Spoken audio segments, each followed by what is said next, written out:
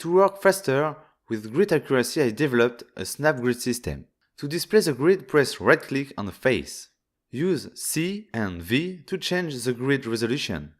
With this grid, you have all time the perfect position for your geometry. You can easily draw a circle in center of face, for example, and in center to another circle.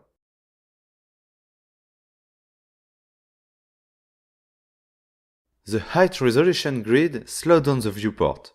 Press B to show dots only around your cursor and speed up the viewport.